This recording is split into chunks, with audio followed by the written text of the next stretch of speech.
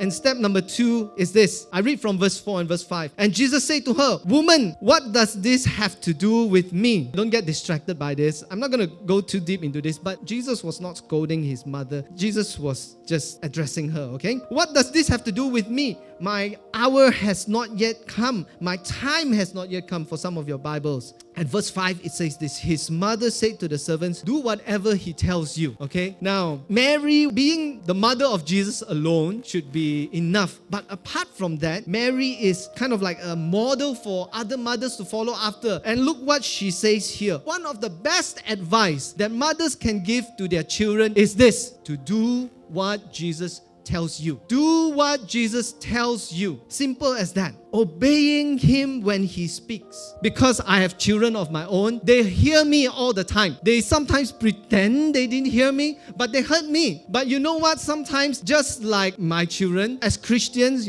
children of God, when God tells us to do something, we go and study it. What Jesus told me to do. Let me go and read it in Greek, in Hebrew, in Sinhalese, in English, in Chinese, and then I'll tell you what Jesus means for me to do. But we never actually do it. Studying what Jesus says is great. But even greater than just studying it is actually obeying what Jesus says. And let's not have that disconnect in our lives as Christians. Let's not just know the Bible. Let's not just be able to memorize, quote it in whatever translations, whatever language, but let's do what Jesus says. That's what it means here. When you read the Bible, hearing means obeying. It is synonymous. When you hear the Shema from Deuteronomy, from Old Testament, "Hear, O Israel, the Lord our God is one," that means not just hearing it, but taking it in, internalizing it, making it part of your life, obeying it. So when I say to hear what Jesus speaks, it means to obey him. Now, consider the many miracles that Jesus has done. Even if you just look at John alone, do you know that John is very specific? The book of John is one of the later books of the New Testament, actually. It appears in the beginning of the New Testament, but it's actually quite far towards the end.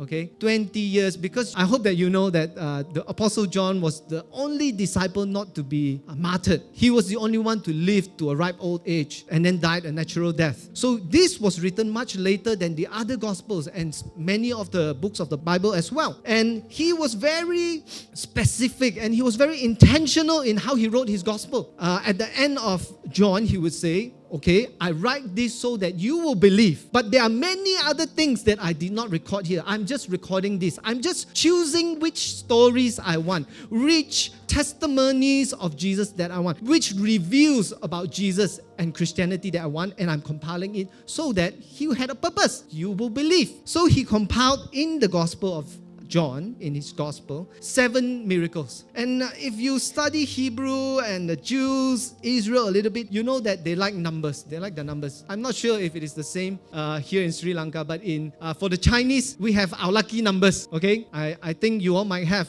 For the Western world, 7 is supposed to be lucky. And I think it finds its root from the Hebrew culture as well, where 7 is their favorite number. It's like complete, perfect. And here we find 7 miracles recorded. This is number 1 miracle. And all the miracles began with obedience. Someone obeyed. Later you will see the young boy, for example, who gave up his fish and bread. And then there was a miracle. Okay? The healing of the noble woman's son, at the healing of the man at Bethesda. All this began with someone. Yes, there's a need, but there was obedience involved. Jesus said something and they obeyed. Now, this is great. If you want to see greater miracles in your life, obey. Invite him into your life. And when God speaks, obey. Don't just listen to it and then study it, but go beyond that into obedience as well. All right?